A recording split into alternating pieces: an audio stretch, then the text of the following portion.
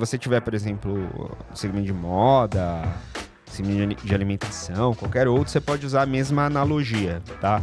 Bate na bunda, É, ele começa a pegar o histórico dos anos. e sobre o retail media, por natureza, você já está fazendo mídia dentro de um ambiente que as pessoas também têm maior intenção de compra. Olá, pessoal, sejam todos bem-vindos aqui no ROI com Cash, nosso podcast feito para você, gestor, empreendedor, né?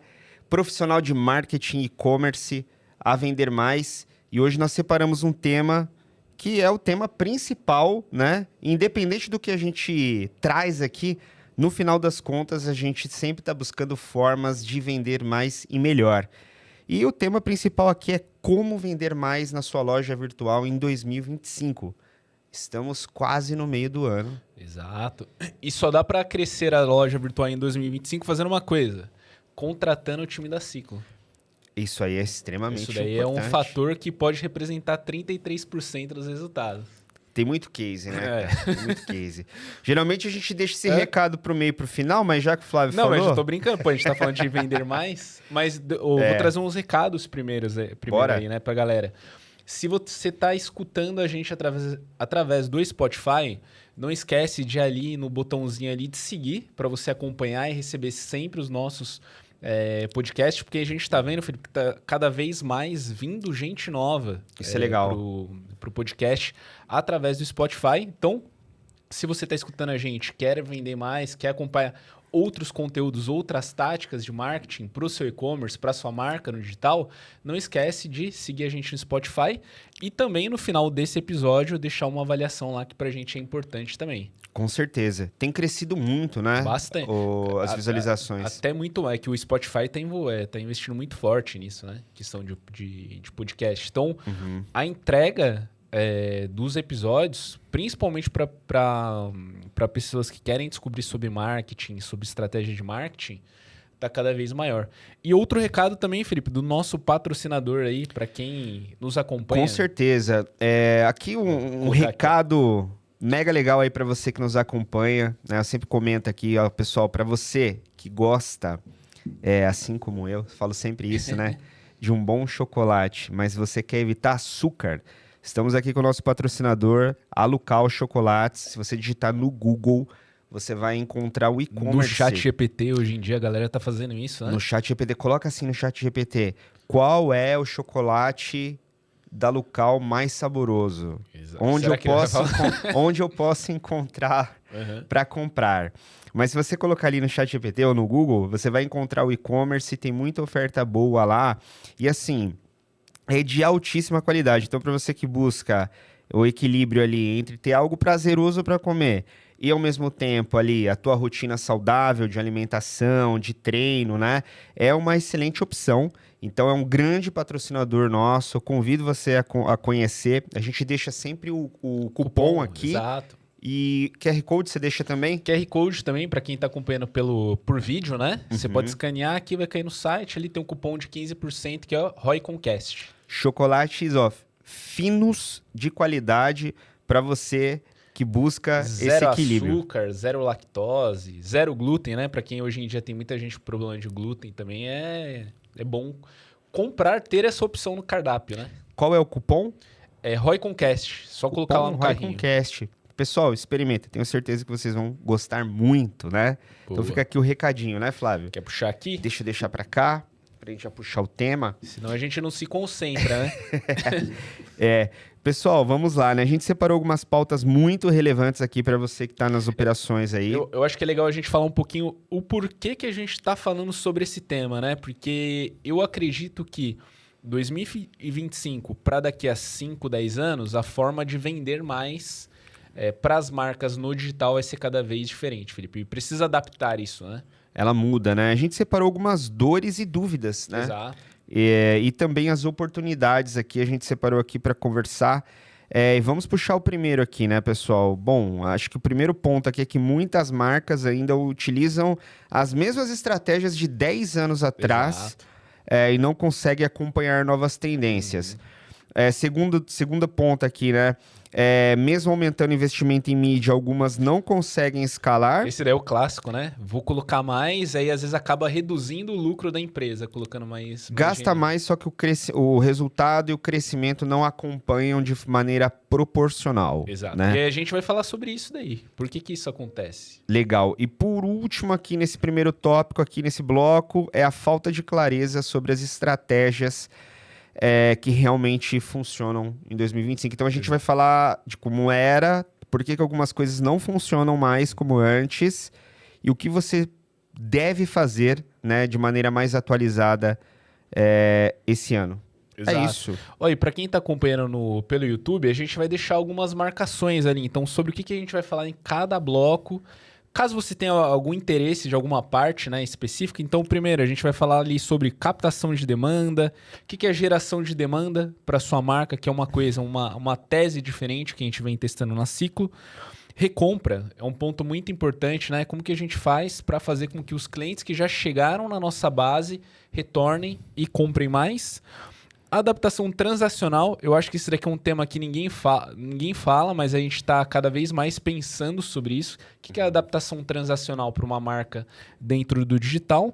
E estratégias de hiperpersonalização e como que a gente faz expansão das vendas, né? O que seria isso para uma marca? Legal, Felipe? Quer puxar aí a primeira etapa, né? Acho que esse daqui é o clássico, né? O que é a captação de demanda? Muitas empresas e marcas, elas fazem isso, e elas não sabem o que... Em teoria, o que é isso, Felipe? Captação de demanda é o que a maioria das marcas fazem no digital e por isso que elas não, mesmo aumentando investimento, elas não aumentam as vendas. Acho que esse é o primeiro ponto. Eu acho que eu conectaria a etapa de captação de demanda com o nível de consciência do consumidor. Isso para qualquer coisa. Para o B2B, para o B2C, D2C, o que for. No final das contas, são pessoas do outro lado que vão sentir necessidades e desejos por algo, né? Então, o que a gente costuma pensar? Quando uma empresa ela direciona os seus esforços à captação de demanda, ela está querendo, obviamente, gerar um resultado num curto prazo. Né? Então, ela quer atingir um consumidor que já esteja querendo aquele determinado produto. E isso existe, né?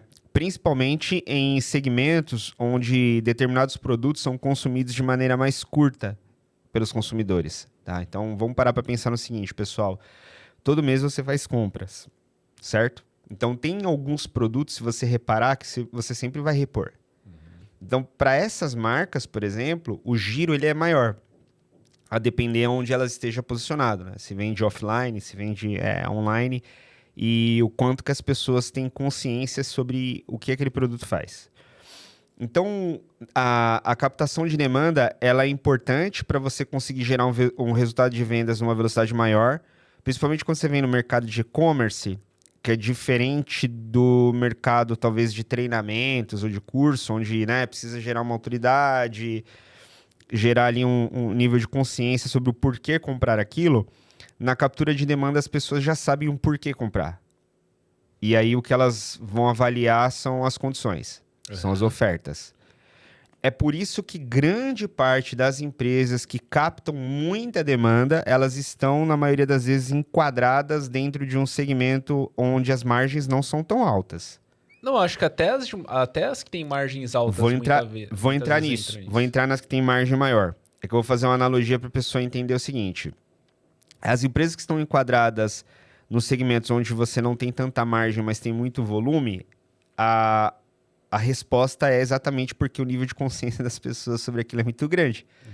Então, tem muitas pessoas buscando aquilo, só que você também tem muita concorrência. Uhum. E muitas vezes você tem um concorrente que vende a mesma coisa que você. Mas para a gente deixar mais claro para as pessoas que seria captação de demanda em qual sentido, por exemplo? Felipe, Flávio, como que eu sei que eu estou só trabalhando em captação de demanda e não em geração de demanda para minha marca ou para, sei lá, para os meus produtos? Exatamente esse ponto. Se você estiver fazendo vendas para as pessoas que já têm consciência daquilo, elas que vão até o seu site, ou elas buscam pelo produto que você venda, você está capturando a demanda. Só que mesmo às vezes alguns segmentos muito grandes, para você capturar a demanda, ele também tem um teto. Ele tem um teto nessa camada. não é... Pensa assim, esse volume de pessoas que buscam por aquilo não é o volume total do mercado. É a quantidade de pessoas que já estão buscando aquilo. Existem pessoas em outras etapas que elas não têm consciência sobre isso, tá? Então, quando a gente pensa, por exemplo, em grandes marcas, agora eu vou falar de marcas também que têm margens altas.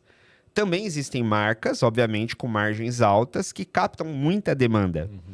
Só que também existe pessoas dentro do mercado que ainda não sabem que aquilo está disponível, ou melhor, não sabe que tipo de problema aquele produto resolve. Então pensa assim, quanto mais complexo for um produto, quanto mais complexo for uma determinada solução, seja um produto físico, qualquer coisa que resolva algo para a gente, mais informação o consumidor precisa, tá? Porque você não compra aquilo que você não faz nem ideia do que é, né? Ninguém faz isso, né? Ninguém simplesmente sai na rua e fala assim, cara, deixa eu comprar esse negócio que eu nem sei a utilidade. Não existe isso. Ou por exemplo, aquele produto ele precisa representar uma comunidade ou uma tribo também, né? Porque eu vou dar um exemplo. Quando a gente vai para o setor mais ali de desejo, que é moda, joalheria, cara, que mais? Putz, tem tanto, sei lá, setor de tecnologia e por aí vai. O consumidor ele acaba visualizando quem são as outras pessoas que consomem aquele tipo de produto para ele se enquadrar dentro daquilo. Exatamente. Pô, por que eu vou comprar sei lá, uma camiseta ou um blazer da marca X? Ou, por exemplo, moda masculina. Sei lá, dependendo do nível, a pessoa ela nem compra produto de loja. Acaba comprando um produto de uma alfaiataria. Por que ela vai comprar um produto de uma alfaiataria, por exemplo? Assim, no final das contas, sempre tem o real motivo da pessoa optar por aquilo, Exato. né? Então, você tem... Por exemplo, nós Porque, temos... por exemplo, às vezes quem tá... Que eu vejo que gera muita confusão, Felipe, também para os gestores, que é assim... para mim informar deixar o meu consumidor mais consciente, eu preciso fazer vídeos de unboxing no meu YouTube ou melhorar a descrição do produto na minha loja. Mas não é isso. Isso é uma etapa, você deixar... Exatamente. Não é isso que vai fazer o seu consumidor deixar ele mais consciente sobre a sua marca, sobre o seu produto. Exatamente. Até um ponto legal prático, né? Nós temos um dos segmentos que a gente tem como cliente lá, é o segmento de joias, tá? Cara, é um segmento extremamente interessante. Eu não vou falar o nome, mas eu vou falar de 3 empresas que atuam no segmento de joias, que eu tive a oportunidade de, antes de ter como cliente lá na Ciclo, pessoal, tive a oportunidade de mergulhar um pouco mais dentro da operação e entender o público que elas atendem. Olha que interessante. Nós temos o público de semi-joias, nós temos o público de joias... Eu vou inventar isso aqui, tá, gente? Não sei se é o termo certo falar joias finas, ou o que for, mas vamos colocar um intermediário.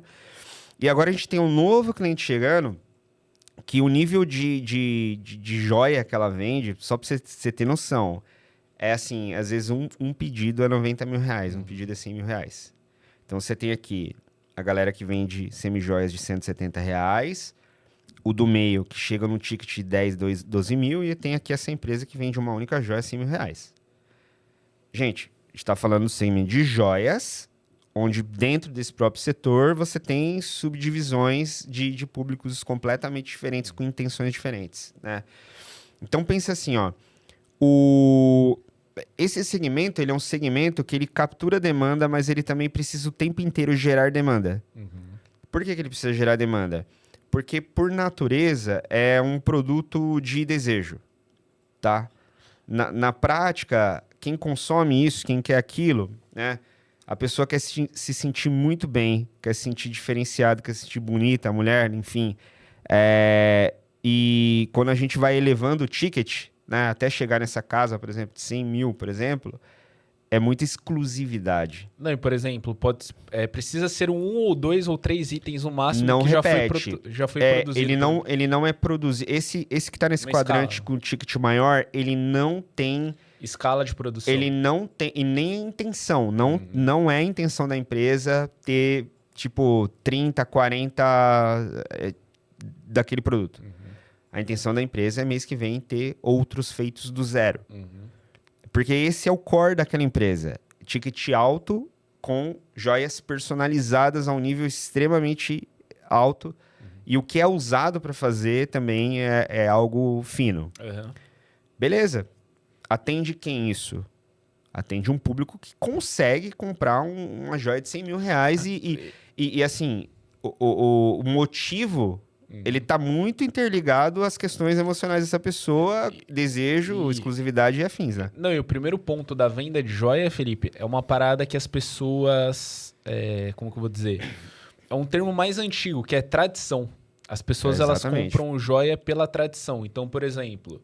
Eu vou comprar uma determinada joia, e aí quando eu digo tradição é o anel de noivado da bisavó que foi pra filha, depois foi pra neta, depois foi pra bisneta. Exato. E tal. Então, por exemplo, como é um bem durável, é muito pensado nisso. Exatamente. Também. Porque às vezes aí vai entrar no ramo de joia que é pra pessoa estar bem vestida numa ocasião. Cara, isso daí é um único ponto. Exato. Desse tipo de consumo. Exato.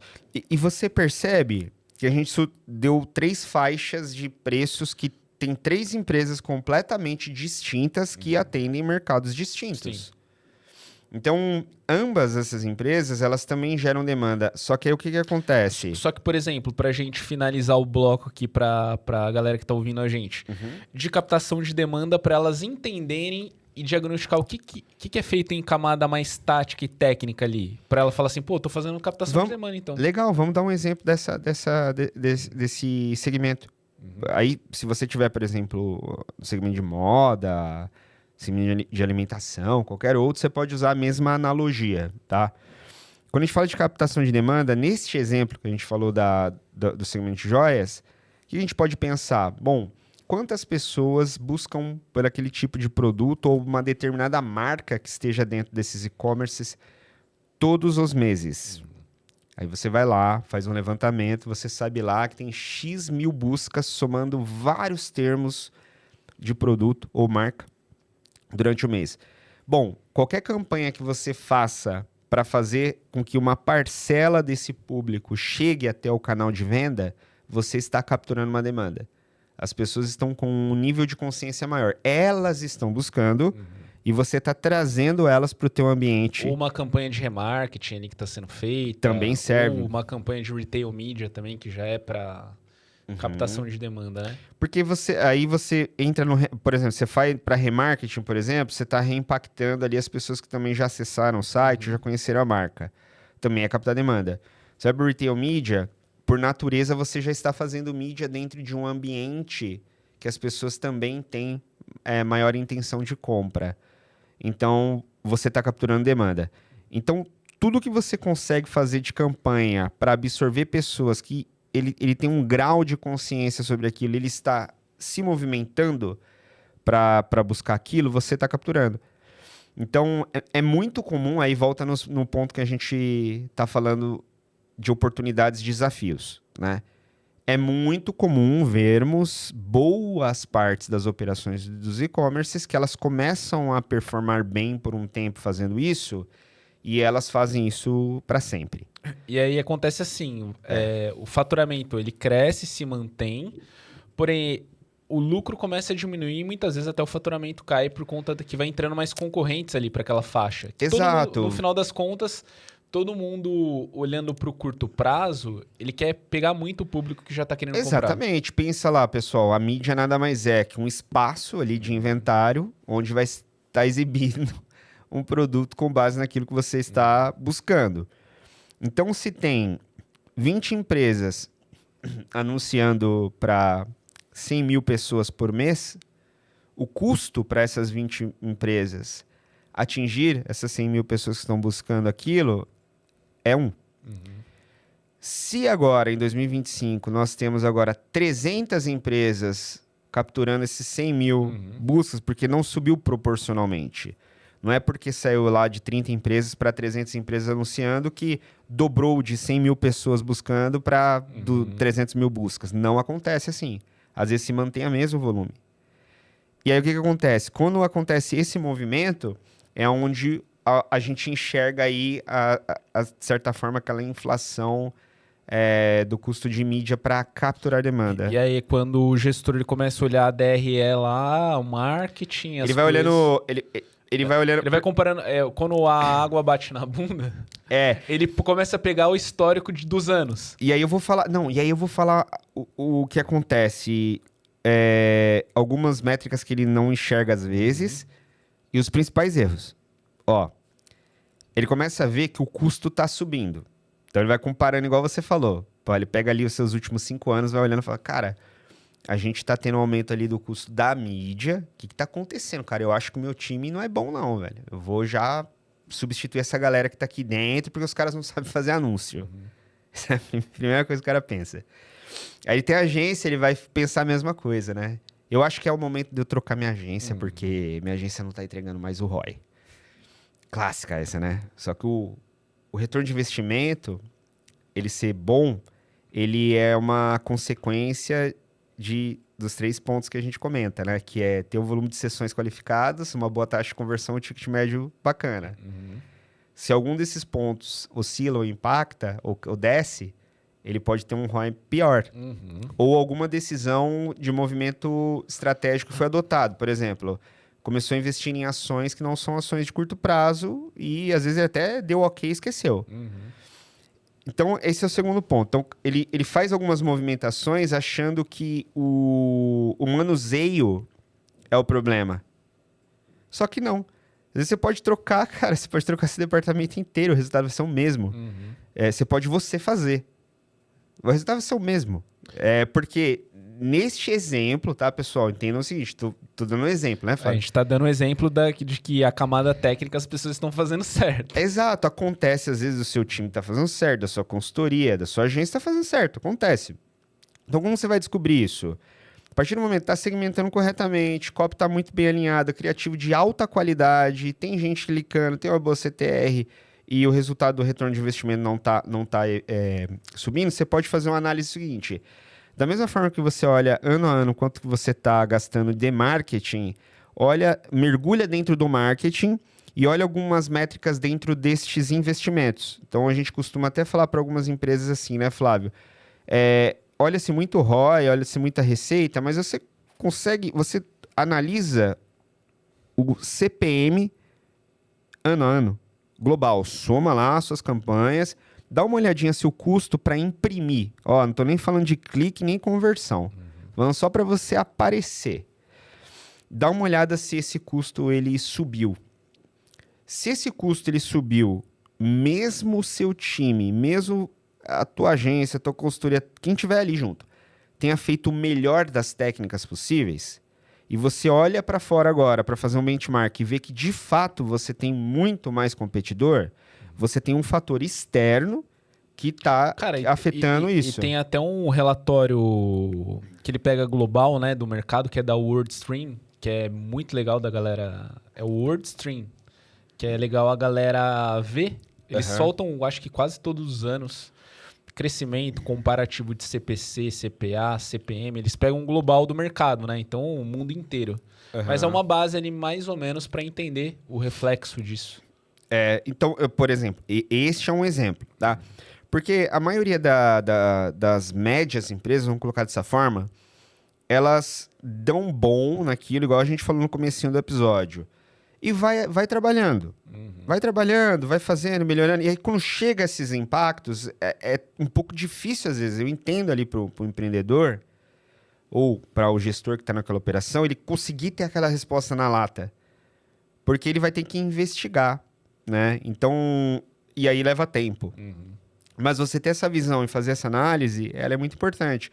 Eu vejo poucas pessoas hoje vendo se ela está sendo impactada por alguma mudança de custo da mídia ao longo dos anos, tá? É legal olhar a janela grande, né, Flávio, de tempo. Sim. Porque você olhar uma janelinha ali isolada, às vezes, pô, deixa eu ver essa métrica dessa semana. Pô, legal, você pode ver, mas ela pode mudar, né? Mas por exemplo, pra gente ir para outro bloco de outro tema aqui pra galera, como o segundo mecanismo para se vender mais no e-commerce. A gente percebe muito que as marcas que elas não são impactadas em cima disso, Felipe, de crescimento de CPM, de crescimento de CPA, são as marcas que, ao longo do tempo, elas sempre mesclam com as estratégias de geração de demanda para a marca. Então, Isso. o que é isso? Como se faz isso? O que a gente vê funcionar, né, Flávio? É um trabalho...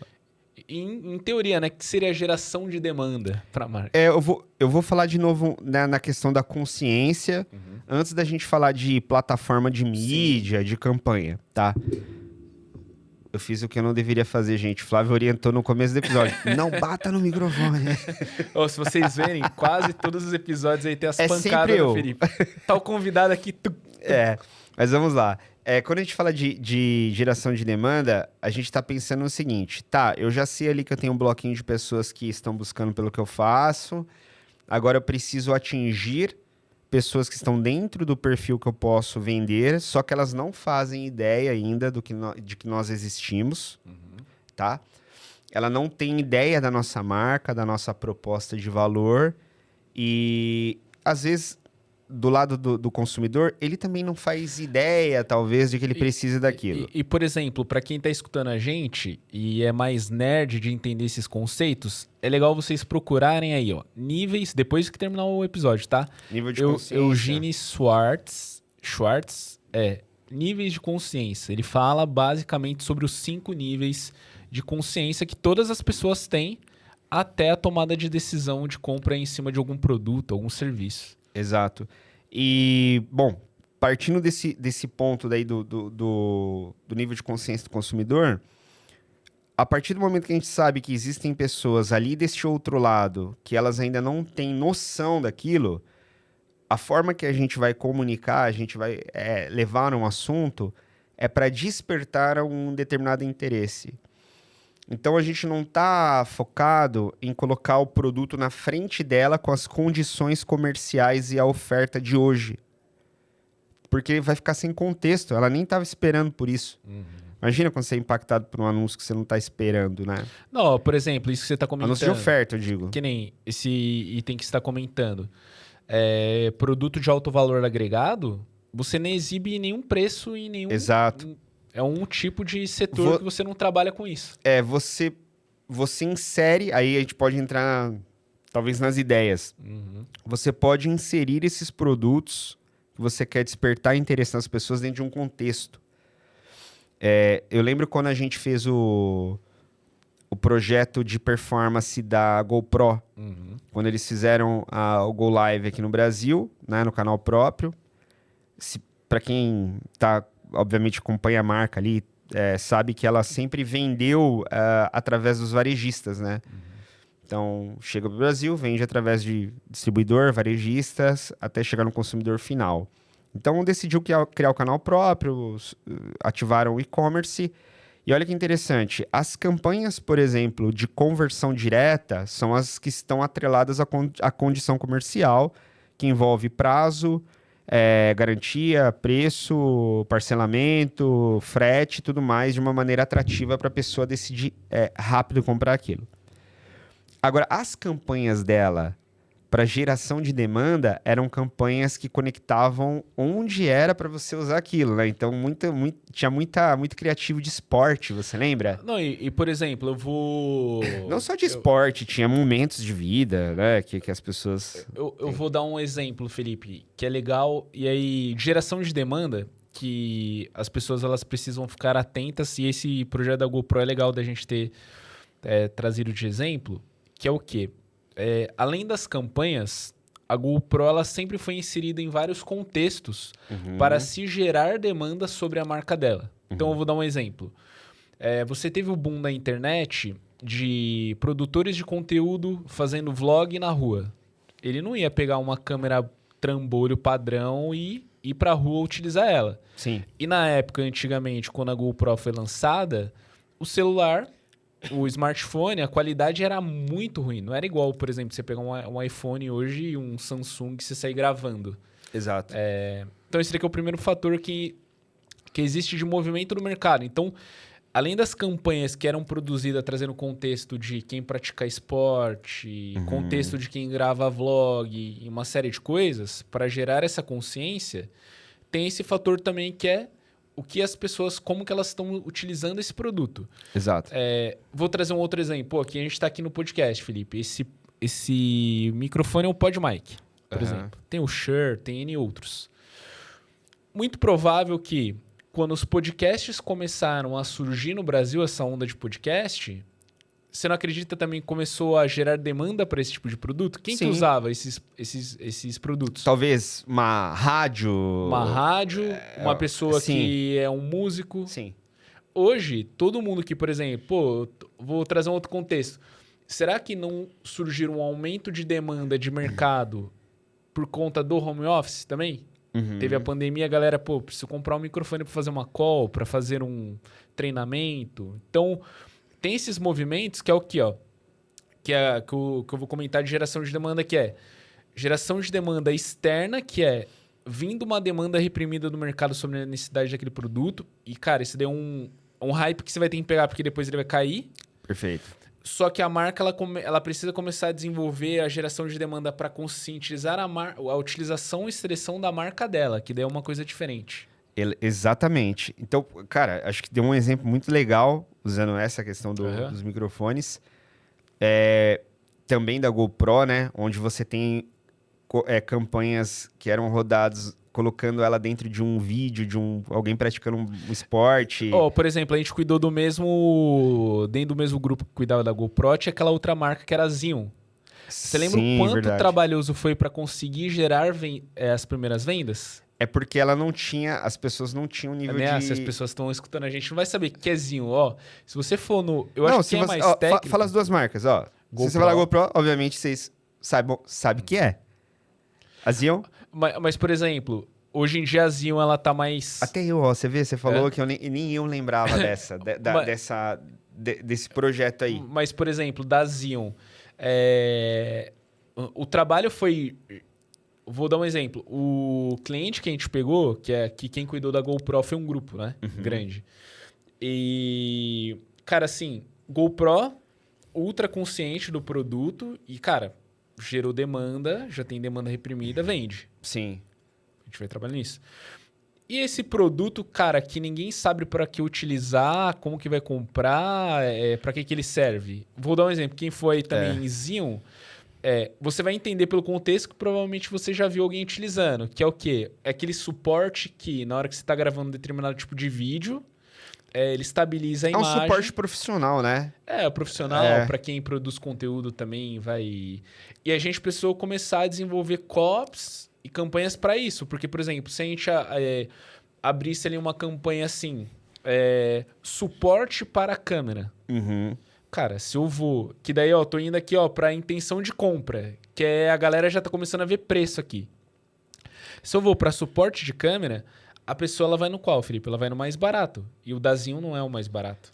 E aí você tá mergulhando novamente na captura de demanda, quando alguém digitou lá suporte de câmera, onde não importa a marca. Quando você vai para esse lado. Ela quer o suporte. E aí diferente se ela usasse... suporte de câmera, Zion. Mas, por exemplo, aí que vem na estratégia de geração de demanda. Na estratégia de geração de demanda, você precisa ter a intencionalidade de quem que você vai educar para o seu produto, quem que você vai buscar trazer. Então, por exemplo, quem que são os consumidores que estarão aptos a pagar esse preço nesse produto? Lá no momento da compra. Entende? Então, você precisa já, nesse momento, começar desenvolvendo isso. Por quê? Se você vai trabalhando lá, porque o padrão vou trazer um exemplo aqui, né, Felipe? Quando você vai ali para um gestor de tráfego, uma agência, você seleciona um time que muitas vezes não tem essa visão estratégica para cuidar dessa marca, o que a pessoa vai fazer? Ela vai falar assim, para atrair novos públicos, a gente vai criar uma campanha de alcance, tráfego e vai jogar. Cara, você faz uma puta de uma merda na estratégia da sua marca fazendo isso. Por quê? Precisa estar entrelaçado várias coisas. Como que a gente quer se posicionar, copy, qual o público que a gente vai trazer. Porque o que os e-commerces perdem muito, Felipe, é fazendo essa estratégia padrãozinha de é só jogar tráfego, vem sessões no site, conversão. Tipo, funil já não é mais assim. Não. E assim, até a forma que você vai usar seus criativos e sua comunicação em cada camada é diferente, né? Ele precisa selecionar. Exatamente. E assim, a gente sabe, até a gente levantou algumas pesquisas e desenvolveu alguns conteúdos do quanto o criativo ele impacta no resultado de uma campanha, né, Flávio? Eu diria até que mais de 40%, né, do resultado. 49%. Mais 49% do resultado vem do criativo. É 49% criativo, 30% marca, aí depois vem segmentação e depois vem outros fatores. Isso é muito importante, porque aí você direciona um criativo para momento específico, né? Desses consumidores.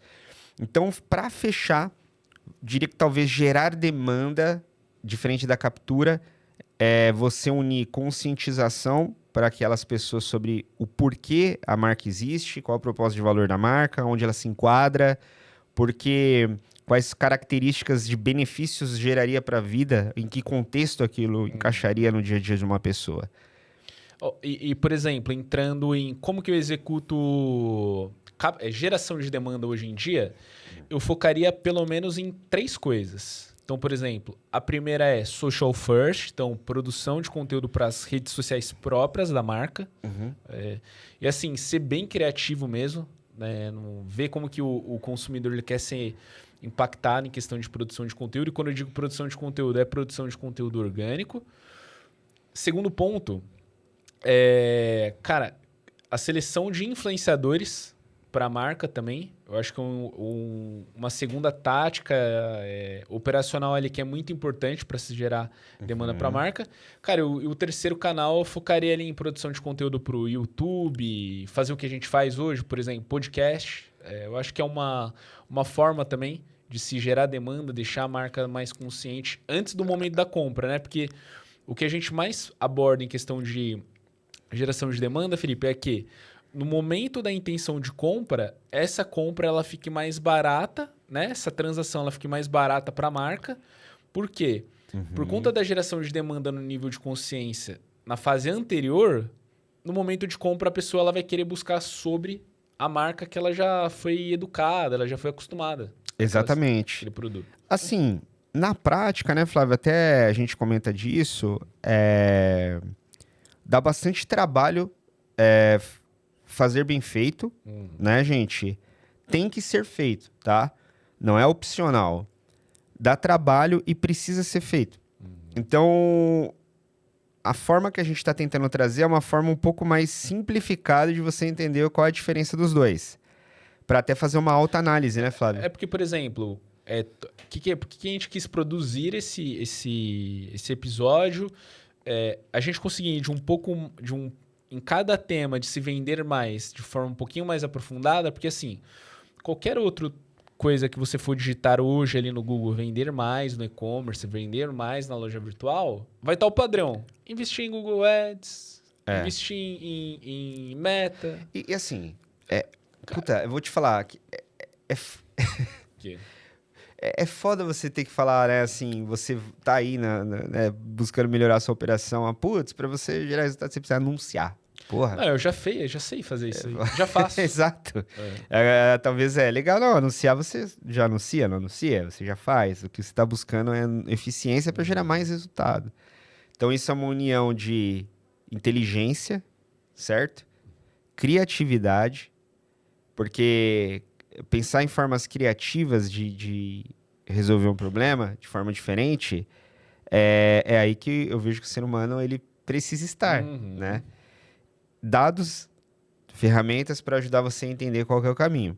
Então dá trabalho, mas de fato precisa, porque se você está num cenário onde você só captura, não é igual 10 anos atrás, igual a gente estava falando, né? Hoje você tem mais concorrentes e você vai sentir, tá? Ou agora ou daqui a pouco você vai sentir.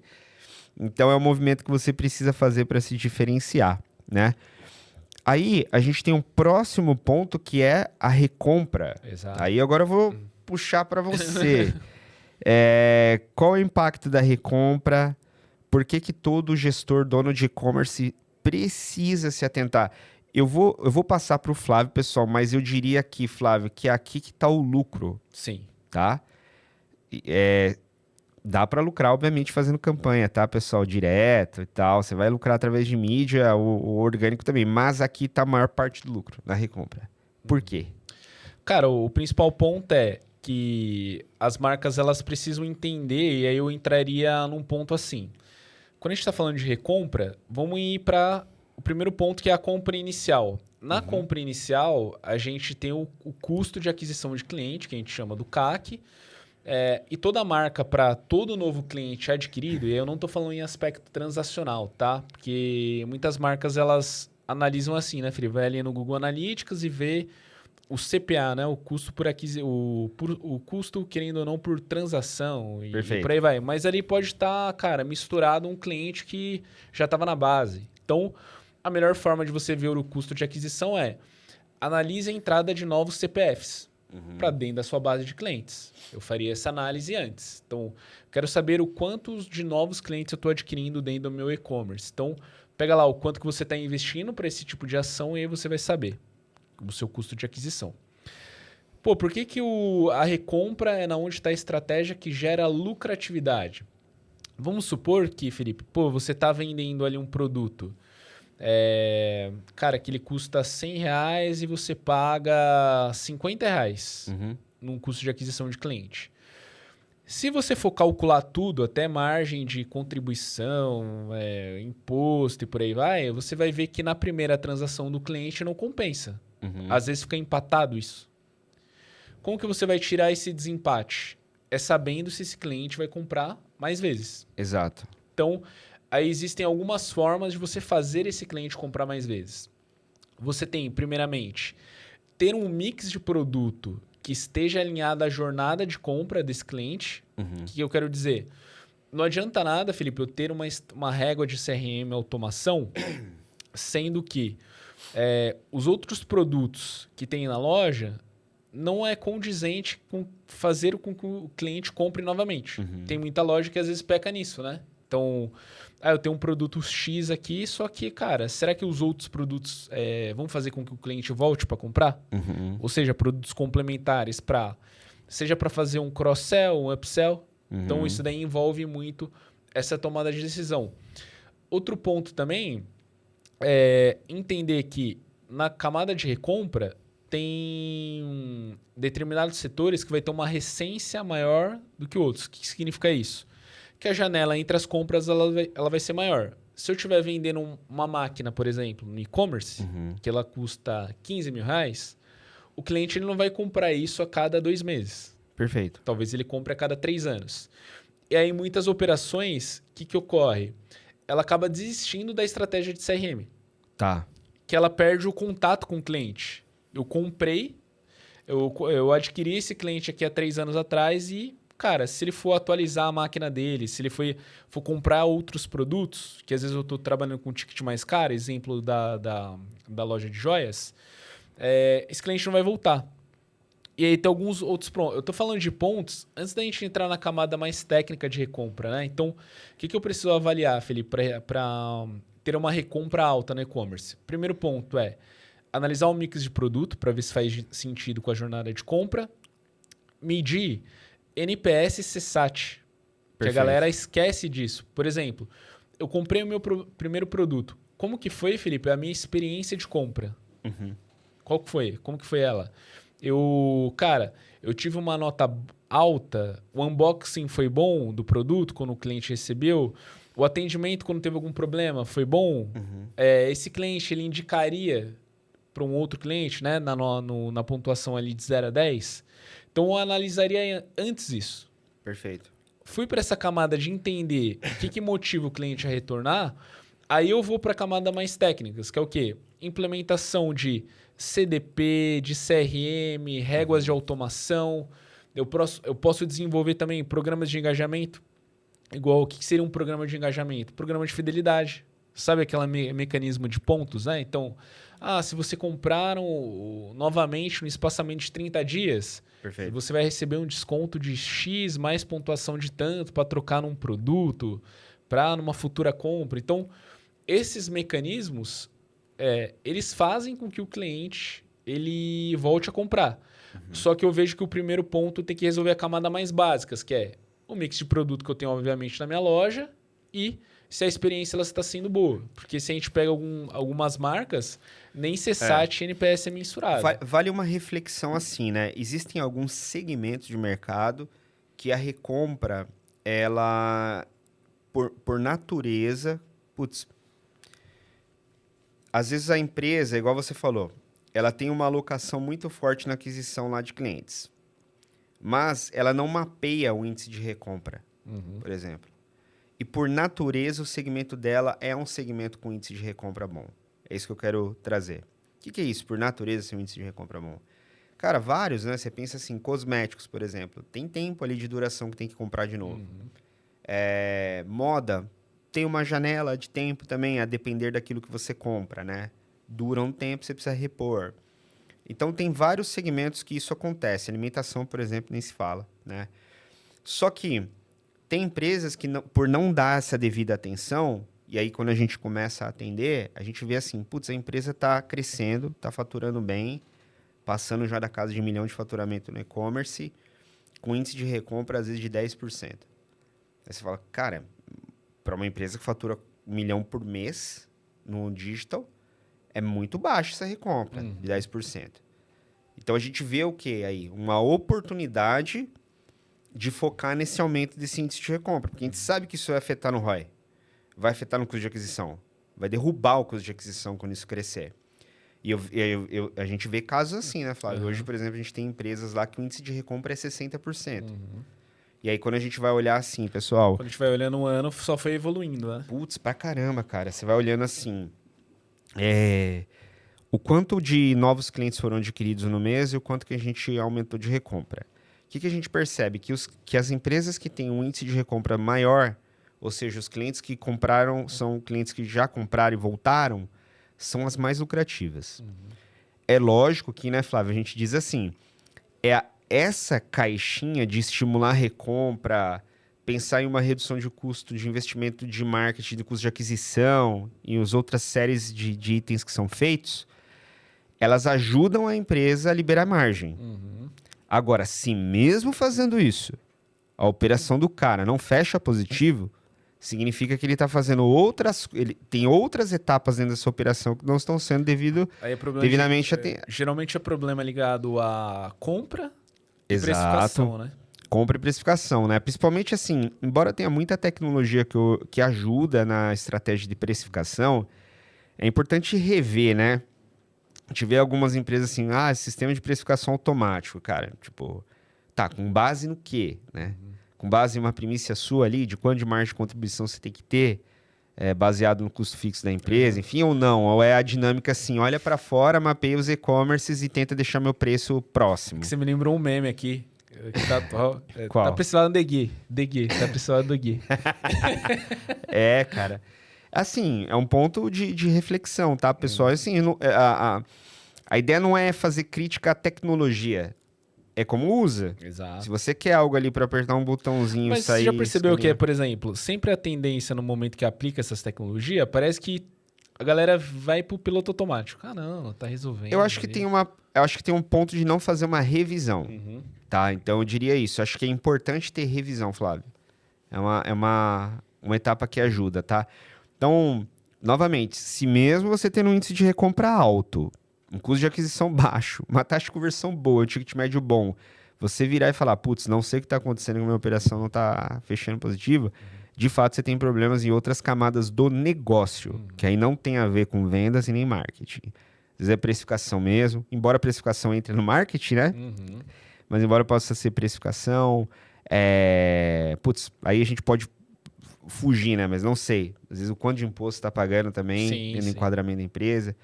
Mas é legal olhar linha a linha, né?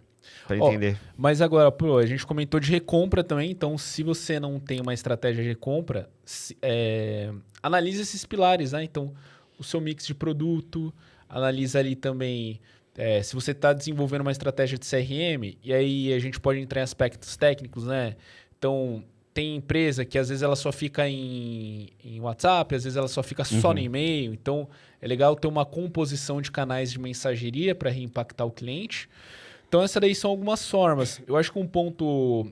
Agora, o quinto fator aí que eu vejo, Felipe, em aspecto para aumentar as vendas desse período daqui para frente, eu acho que isso daqui é a tendência, cara, muito mais desse ano para frente, que é adaptação transacional. O que seria isso, né? Que a gente está comentando aqui um pouquinho para vocês.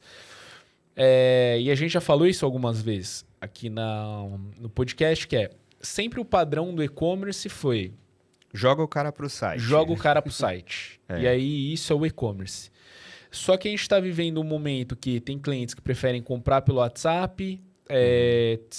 Teve o lançamento recente do TikTok Shop, que, cara, você viu o vídeo de um criador de conteúdo, o checkout já está lá, adição de carrinho, a entrega, a compra, e aí você mata completamente o funil inteiro tradicional de uma loja. E você tem, por exemplo, o ChatGPT que exibiu um lançamento de uma futura feature que vai ter dentro da ferramenta, que é...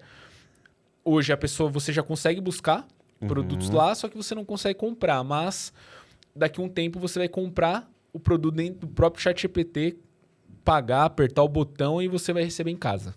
Perfeito. Tá?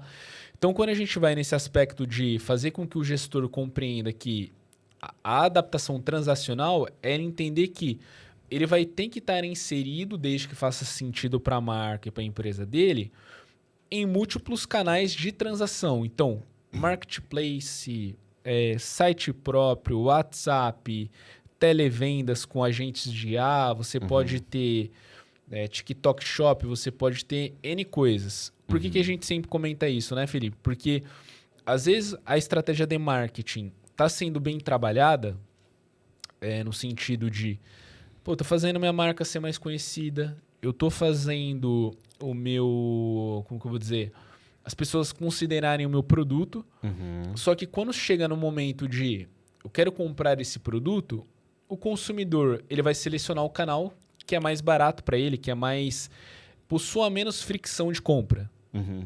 De tem que preencher isso, tem que preencher aquilo, ou o frete que está demorado, o frete está mais caro. Até o case que eu comentei, os cases, né, lá das operações de segmento de joias, ele é um segmento bem exemplo disso.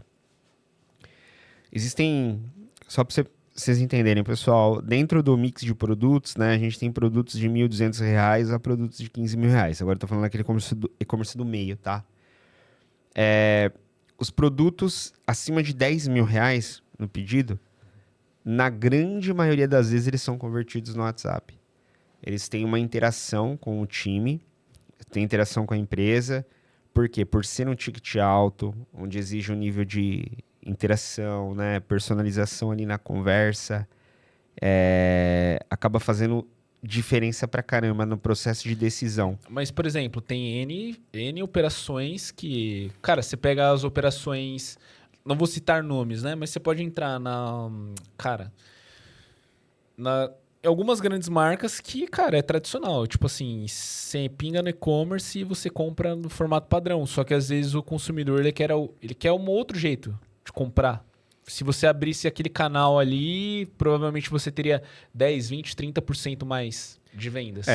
Até uma vez, né? Mas faz muito tempo isso. Eu lembro de uma vez que eu conheci uma gestora de e-commerce, de marketing, que ela comentou isso comigo. Ela falou, Fê, eu preciso aumentar o site.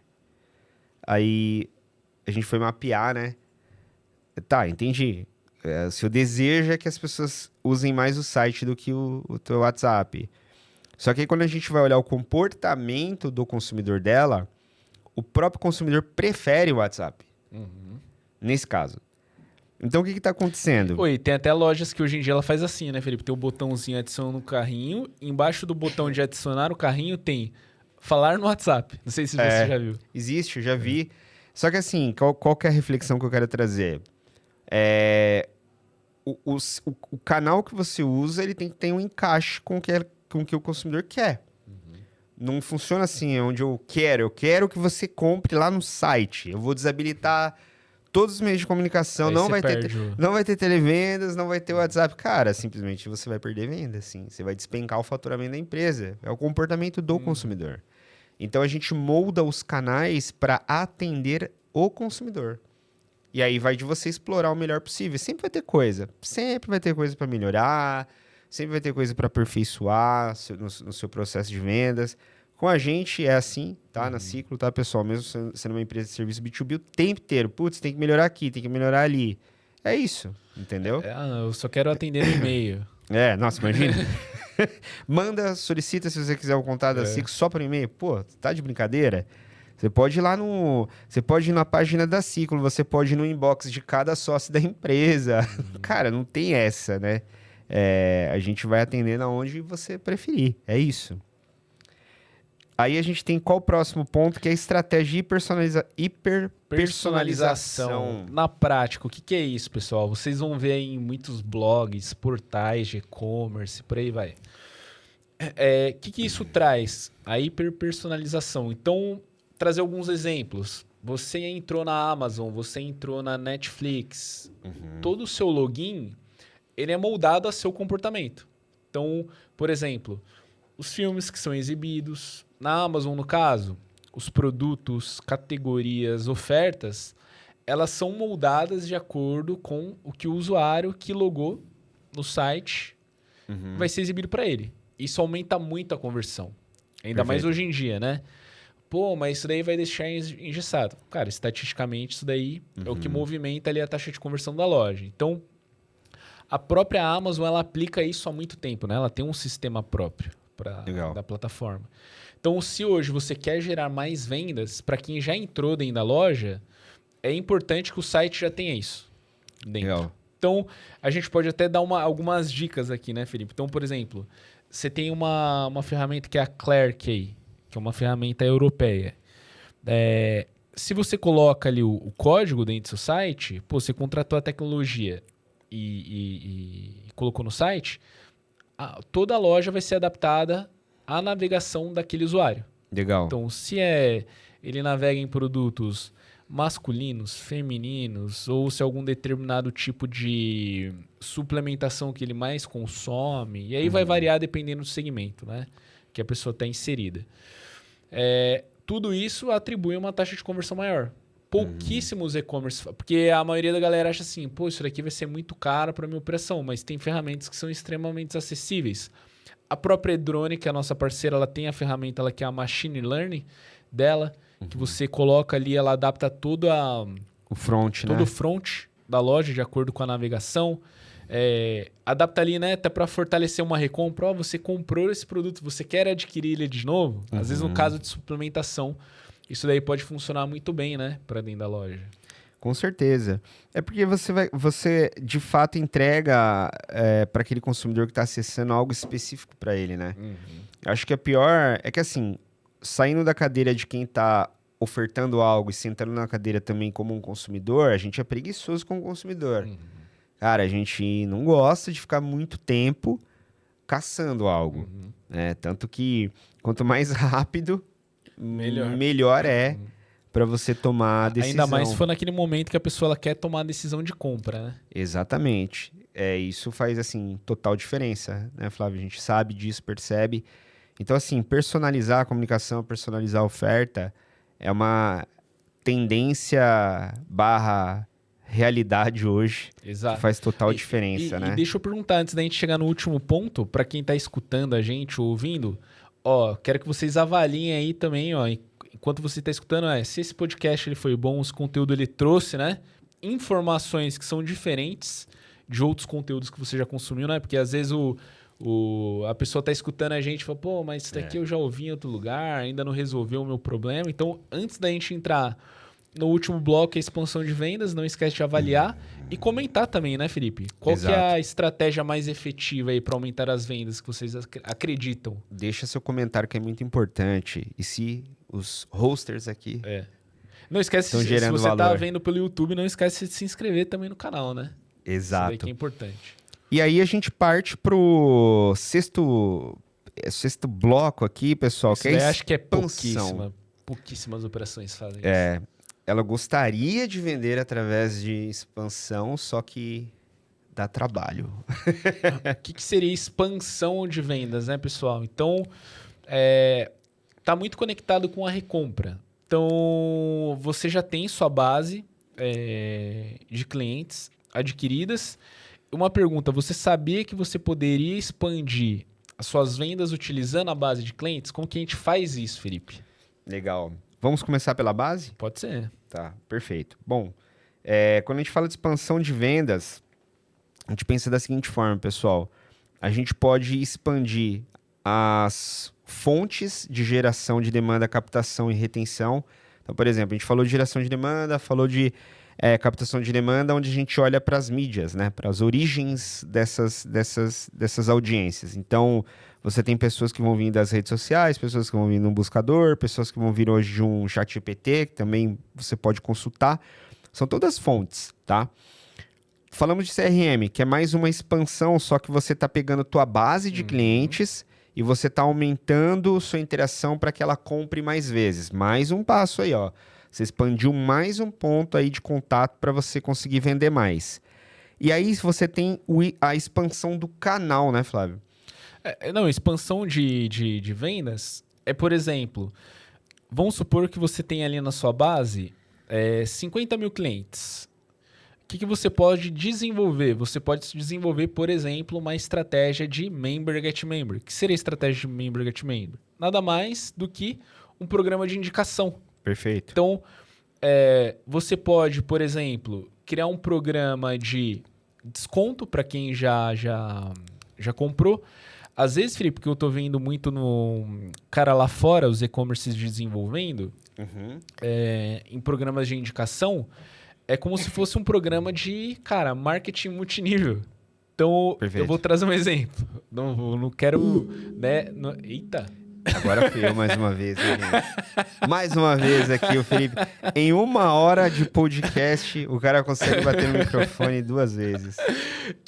Bora lá. O que você pode, para quem está escutando a gente, o que você pode fazer em questão de expansão de demandas por programa de indicação? Então, você tem a indicação clássica de eu recomendo um cliente aqui para a loja, através de um cupom eu recebo algum cashback, algum desconto, algo do tipo, mas eu posso criar um programa, às vezes, de marketing multinível, Felipe. Então, me explica por exemplo, isso aí no contexto eu posso, por exemplo, eu indiquei esse cliente aqui. E aí, eu posso colocar um desconto em cascata com base em várias indicações. Então, por exemplo, o Felipe trouxe o Flávio como cliente. E aí, o Felipe vai receber 5% na próxima compra. Se o Flávio trouxer mais 2 clientes, em cima desses 2 clientes, o Felipe vai receber mais 2%. Que legal. De desconto. Então, posso transformar o mecanismo de programa de indicação como se fosse uma estratégia de marketing multinível. Entendeu? Poxa, que interessante. Isso daí, ó... Tem marcas que já usam? Que cara, você já só lá fora. bateu? Só lá fora. Eu já vi uma marca de moda, já vi uma marca de bolsa fazendo isso, já vi uma marca de açougue fazendo isso. Nossa. Só que, por exemplo, não vi ninguém utilizando ainda isso aqui. Ó, pessoal, o Flávio é viciado em pegar benchmark de fora do Brasil para tudo. Se vocês forem no Instagram, isso. De estratégia de marketing, como as operações de e-commerce estão, né? Mas é interessante esse modelo. Eu, particularmente, não tinha conhecido alguma aqui no Brasil. Não vejo nenhum, cara. Você vê marketing multinível, você fala assim, cara, você lembra das clássicas. Você lembra de coisa de 10, 15 anos atrás, que até, putz... Mas, por exemplo, você não vai transformar isso numa... Porque o marketing multinível está muito ligado à pirâmide financeira, né? Mas essas estratégias Só que aí, por exemplo, Felipe, eles sempre incentivam... Porque o ponto do marketing multinível que acaba se tornando uma pirâmide é o quê? Cara, a pessoa que indicou lá na ponta, ela nem faz mais porra nenhuma. E aí, a base, ela cai. Não é sustentável, exato, né? Mas as bases, por exemplo...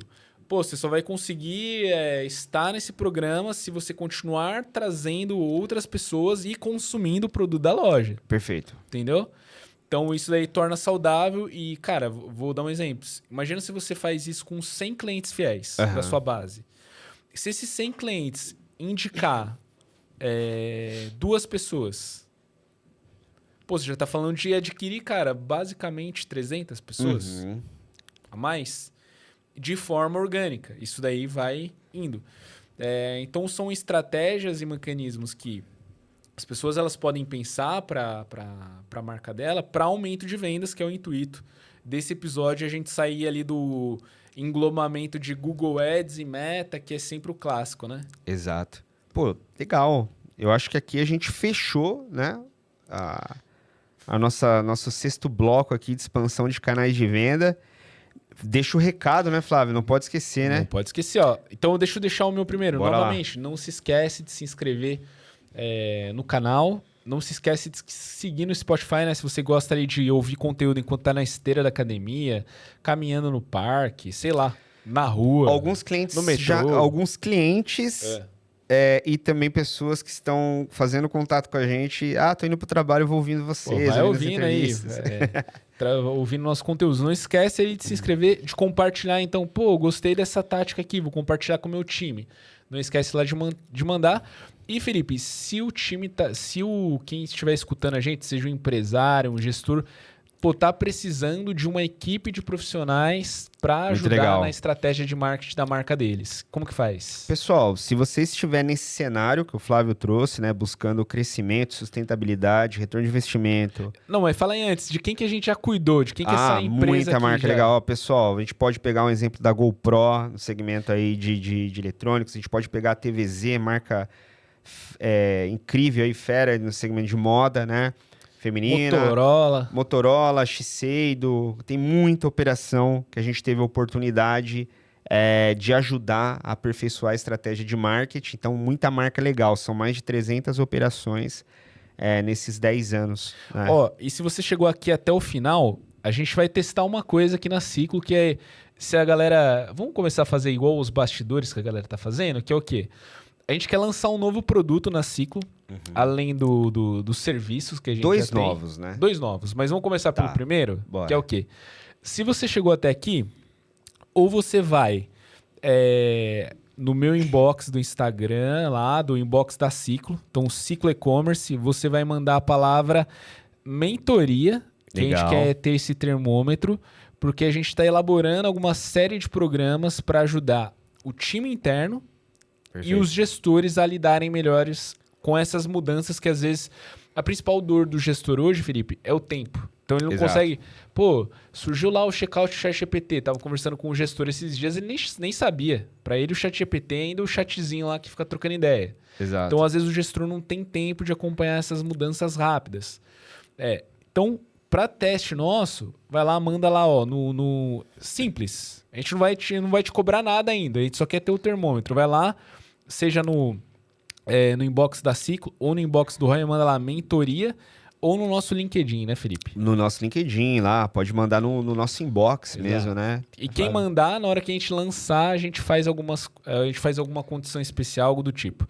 Faz um jantar, alguma coisa legal aí. Legal. E para você que está nessa fase que a gente comentou mesmo, focado em estruturação e aceleração de crescimento do e-commerce, com a ótica de performance e marketing, acesse o QR Code aqui do lado. Tem o site da Ciclo também, www.cicloecommerce.com.br. Novamente, são mais de 300 operações já aceleradas. Vou soltar números aqui, tá? A gente separa, pessoal, lá na empresa, as operações que a gente cuida em bloquinhos, tá? Então, a gente coloca lá no nosso painel de dashboard, conecta as contas. Então, a gente, por exemplo, eu sempre comento, de 2023 para 2024, foi 74 milhões faturados somados essas empresas, gente, no comércio eletrônico, e 5 milhões administrados em mídia, em 2 anos. Sabe o que é legal destacar isso? Às vezes que a gente está no dia a dia, a gente esquece o quanto que a gente administrou para as empresas. Isso daí do tráfego normal. Fora as outras plataformas que a gente usa, que é muito mais. Exatamente. Então, assim, é muita coisa que a gente faz. Às vezes difícil de falar em 5 minutos em um áudio, mas se você quer conhecer mais e quer acelerar sua operação, acessa aqui, tá o QR Code, tá o link também na descrição, faz o contato lá, a gente tá rodando, faz o teste, a gente fala muito de inteligência artificial, tem uma IA agora lá no nosso site, lá no WhatsApp, né, Flávio? A Lia, cara, sim, de verdade, vai lá e chama, você vai ver a diferença, não é um chatbot. Ela vai fazer todo o processo de atendimento, qualificação. E ela é treinada pela nossa cabeça, hein? Exatamente. Faz o teste, né? A gente fala muito, nada melhor que vocês de testarem a gente na prática. Mas faz o contato com a gente vai estar muito feliz em poder atender e ajudar a sua empresa. Legal? Boa. É isso? É isso. Pessoal, obrigado até aqui. Do nosso lado, a gente sempre deseja muito sucesso. Um grande abraço aí e boas vendas.